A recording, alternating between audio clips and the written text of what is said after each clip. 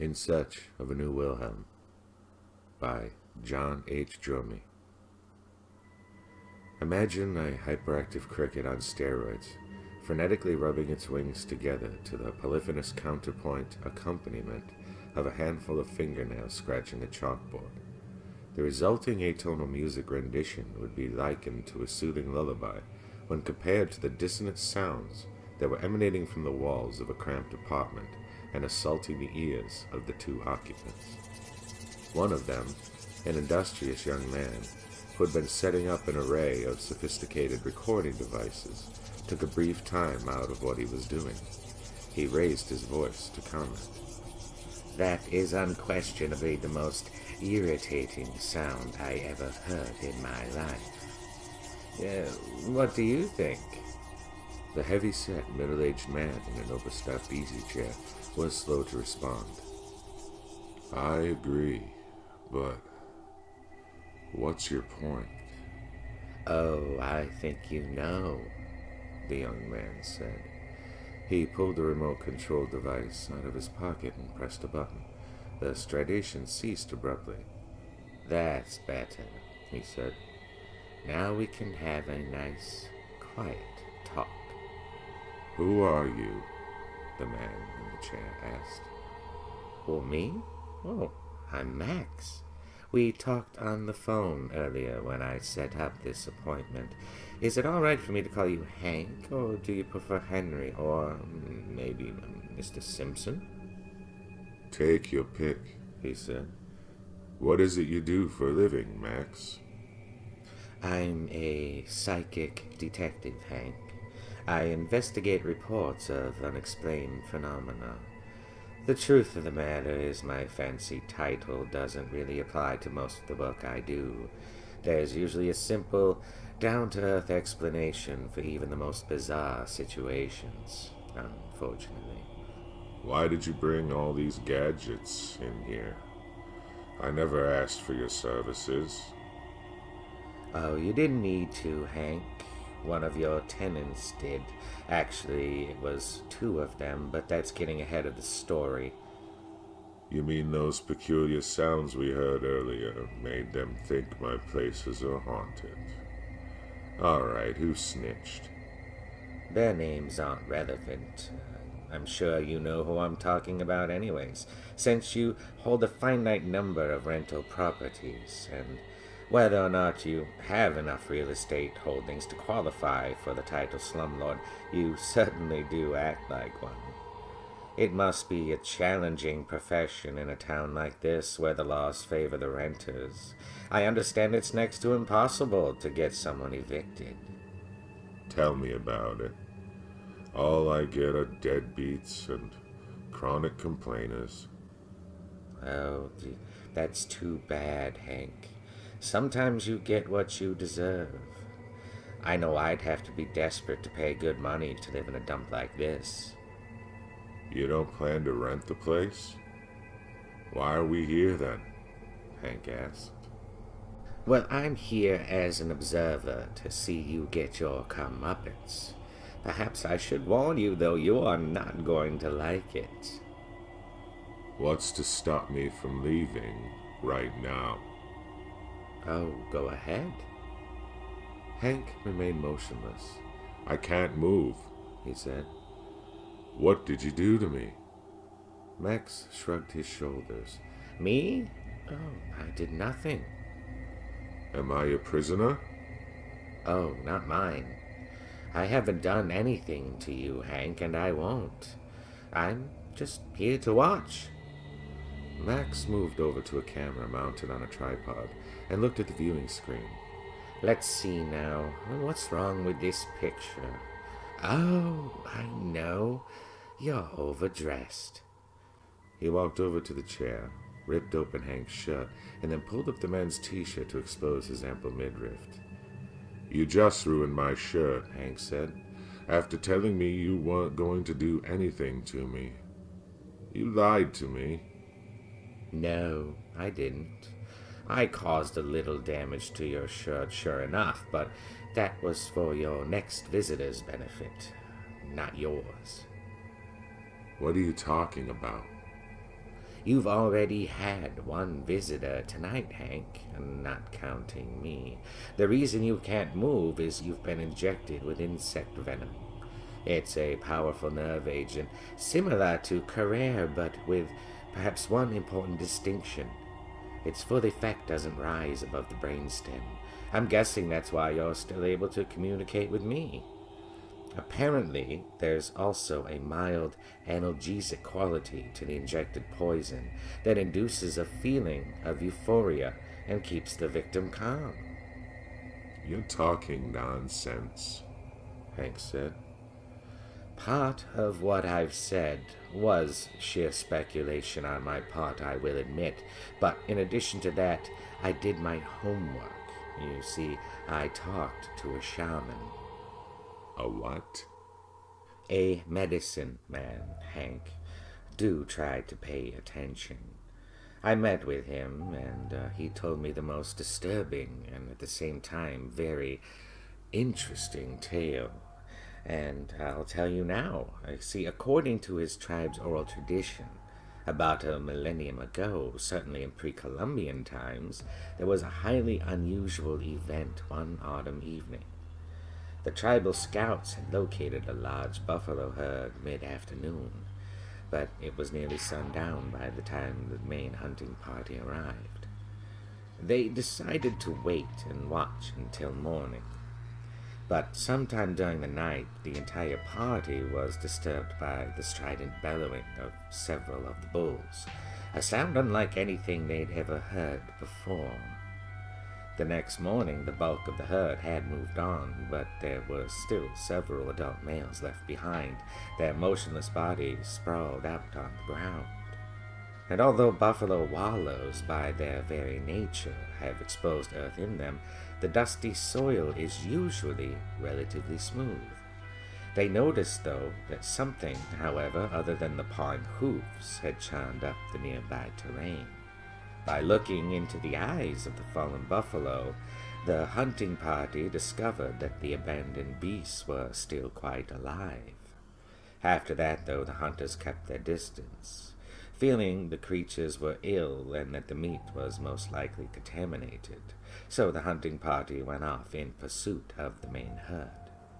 Several moons later, when members of the tribe passed through those same hunting grounds again, they found the hollow carcasses, with the outer skin still intact, except for a gaping breach in the abdomen. And despite the passage of time, there was no indication that the site had been visited by buzzards or crows, or any of the other many carrier eaters common to the region. What had killed the buffalo had seemed to have consumed them from the inside. It left a most interesting question. The shaman didn't know the answer, and so the event was an unsolved mystery that had become part of the tribe's unwritten folklore. Hank had a question. So, where has this primordial figment of your imagination been for the last 1,000 years or so? And why did it disappear for so long? Who knows?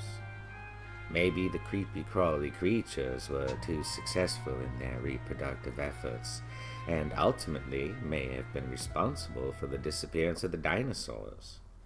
But in order to avoid extinction themselves, the parasites would have had to downsize their prey and go into extended periods of underground hibernation, quite similar to the 17-year locust or cicadas or whatever you call them, but with a much longer cycle between one emergence and the next. The landlord was not convinced. It seemed to me you took that medicine man's tidbit of information and used it to embellish a much larger and more outlandish tale. Max shook his head. I simply added a bit of anecdotal knowledge to what I already knew. Which is not much, I'm guessing, Hank said. Oh, you might be surprised what I've learned, Hank. I know, for example, precisely where you got your soundtrack. Oh? How could you? You see, your tenant on Maple Street called me a few days ago and had me listen to that irritating noise over the phone. He said he'd called you first, but had gotten no answer and no satisfaction. Evidently, you recorded your tenant's call. That was the source of the playback you used to drive out the renter from this place. But not before he'd lodged a complaint with me. With his permission, I searched the premises, and I located the hidden amplifier and speakers you installed. I bought a compatible remote control device, and then I invited you over to have a little chat. Hank was still frozen in place and unable to move. You did more than that, he said. We've talked. Now, I'd like for you to pack up your gear and leave. You don't look like a cold-blooded killer to me, and I don't believe you're going to do anything to me. I'd ask you to call me an ambulance, but I feel fine. I'll just have to wait for the effects of the drug you shot me with to wear off. You're deluding yourself, Hank. The crucial question now is, are you as healthy as a buffalo? If you are, your visitors will likely proceed to phase 2. I think you're making all of this up as you go along, in an attempt to scare me. That it's what you're doing, isn't it? No, Max said. This last part is based on first-hand observation. There's an extended delay between the initial injection and the follow-up. What makes you think that? You see, I saw what happened to your Maple Street tenant. He told me he had no intention of breaking his lease, and that he refused to move out even temporarily. One day his phone calls to me became more and more frequent, and his pleas for my help increasingly desperate. I was out of town at the time, communicating by phone, but I assured him I'd talk to him in person as soon as I returned home. He kept calling anyway. At one point I began to suspect the incessant chittering sound, which seemed to increase in volume with each call he made, somehow had affected his ability to think clearly. And despite all that, he finally convinced me to cut short my trip and go see him as soon as possible, but unfortunately I got there too late. The man told me he'd been bitten or stung while I was in transit. The poor fellow was already immobilized from the neck down by the venom. Even though I could plainly see for myself that, with the exception of his shallow breathing, his torso and extremities were deadly still. I doubted his story at first, simply because he sounded so calm and unconcerned about his predicament as he recounted the details. I had only a couple of minutes to talk to him before a female of the species showed up. She was large, and her carapace was armor-plated, much like an armadillo. There was nothing I could do for the man at that point. If your tail gets any taller, you'll force me to remodel this place with a higher ceiling. A high-pitched chirping sound punctuated Hank's facetious comment. Haven't you annoyed me enough, Max? Why did you turn that sound back on again? Oh, I didn't. Oh, you're a liar. Listen carefully, Max said. What you recorded was a calling signal sent out by a drone to announce the discovery of a suitable host. The sound we're hearing now has a slightly different pitch and cadence to it. I think it's a courting call. If so, that means the Queen is nearby. You might have been able to overlook the tiny drone earlier, but Her Royal Majesty is large enough to get your full attention. How large? Hank asked. Oh, about the size of a large cat or small dog. If she's that big, how will she get into the house?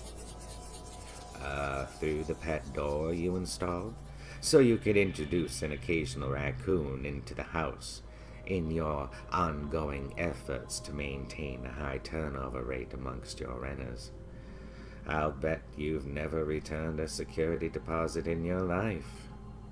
If all you say is true, why didn't a female show up at this house earlier and attack Smitty? Oh, he's not her type, and neither am I. You see, we're both too skinny. On the other hand... Max left the sentence unfinished. I'm getting so tired of this harassment, Hank said. How much are those guys paying you? I'll double your fee just to leave me alone. My other clients aren't paying me anything, Hank. I'm working strictly pro bono. With your offer on the table, though, I now have a choice of double or nothing. But, I'll take nothing. That doesn't mean I won't be compensated later on, though. That reminds me, I need to get a model release from you. I won't sign it. In fact, I can't. You've seen to that with the venom. You're wrong on both counts, Max said. I brought an ink pad. Are you right-handed or left? Hank declined to answer. Why don't I just get your thumbprint from the hand that's closer to me? And Max did just that. What's next? Hank asked. Now we wait. For what? I'm not supposed to tell you, Max said. Why not? Well, you see, I was given a stern warning by a couple of suits who work for an agency, which, according to them, is so secret they don't even carry credentials. And what makes you think these gentlemen were legitimate? You see, they weren't alone. They were accompanied by a guy from Homeland Security and representatives from a couple of intelligence agencies with acronyms you'd most likely recognize. What happened to the Maple Street tenant? Hank asked. A hazmat team from the Center for Disease Control took him away some time ago. I don't know where they took him. Wait a minute. If you're sworn to secrecy, there's no way you can make money from this recording. This has to be a hoax. Max shook his head. You are wrong again, Hank. It's true that I'm documenting every detail I possibly can of this deadly encounter you're going to be having with an antagonistic species.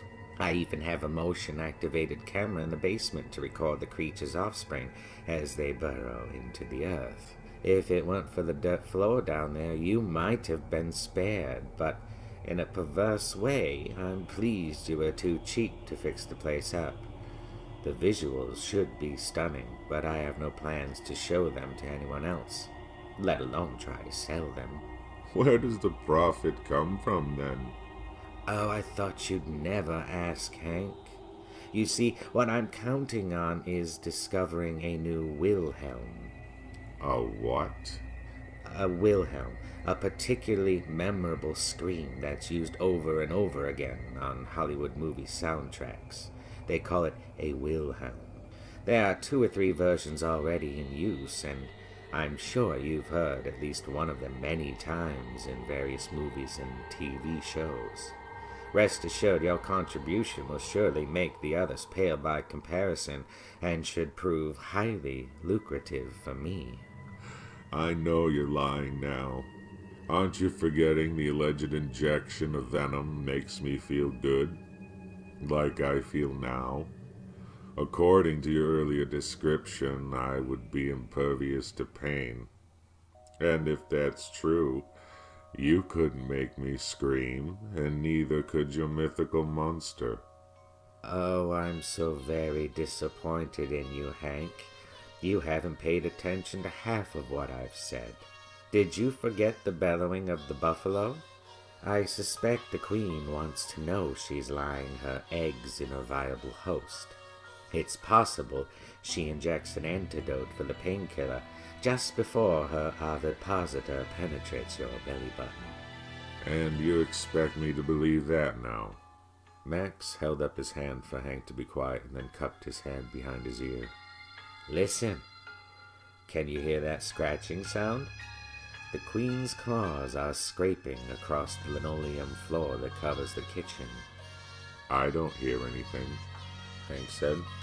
That's because she stopped moving for some reason. Max stepped to one side and looked through the archway between the two rooms. She's sniffing the air that's coming up the cellar stairs. You see, I left the door open so her kitties could have easy access. She's lowered her head now and is getting ready to move. Apparently, she's satisfied with the layout of the hatchery. Oh, here she comes now. Hank's face showed that he not only heard the renewed sound of scratching claws, but he also recognized its significance. Don't just stand there, he said with a slight quiver in his voice. Get that thing away from me. Oh, as I told you before, Hank, I'm only here as an observer. I plan to let nature take its course. Obviously, I know what's going to happen next because I've seen it before. But there's one big difference this time. What's that? Max walked across the room, opened a carrying case, and withdrew a pair of earmuffs designed to be worn while running a lawnmower or operating heavy equipment or for shooting at the shooting range. And a smile crossed his face as he looked at Hank. You see, this time I brought ear protection. No! No!